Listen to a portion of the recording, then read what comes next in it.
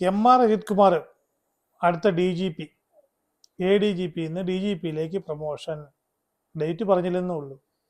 എന്തൊക്കെ ബഹളമായിരുന്നു ഇവിടെ. സ്വർണ്ണക്കടത്ത്, BJP ലീഡറെ കാണാൻ പോയി, മലപ്പുറം മലപ്പുറം അൻവർ, തിരുവനന്തപുരത്ത് കൊട്ടാരത്തിനടുത്ത് ബംഗ്ലാവ്, ഓലക്കട മൂട്. എന്നിട്ട് എന്ത് സംഭവിച്ചു? ചാനലുകാർ ബഹളം വെച്ചു, യൂട്യൂബർമാരെ ആഘോഷിച്ചു. അദ്ദേഹം ഇതാ DGP ആകാൻ പോകുന്നു.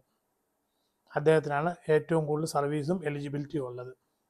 ഇവിടെ കിടന്ന് നമ്മളെന്തെങ്കിലുമൊക്കെ ബഹളം വെച്ചിട്ട് വല്ല കാര്യമുണ്ടോ? ഒന്നുമില്ല. വലിയ വലിയ ആൾക്കാരാണ്. നമുക്കൊക്കെ ഇത് കണ്ടുകൊണ്ടിരിക്കാൻ മാത്രമേ പറ്റുള്ളൂ. അൻവർ കിടന്ന് ബഹളം വെച്ചപ്പം കാര്യമായിട്ട് മൈൻഡ് ചെയ്തില്ല. എന്നിട്ട് അൻവറിനെ പുറത്താക്കി. അപ്പോൾ CPI ഇടപെട്ടു. DGP സ്ഥാനത്ത് തുടരാൻ പറ്റില്ല എന്ന് പറഞ്ഞു. അതുകൊണ്ട് അങ്ങനെ ആ ഇൻ്റലിജൻസിൽ നിന്ന് മാറ്റി വേറൊരു ചുമതല കൊടുത്തു.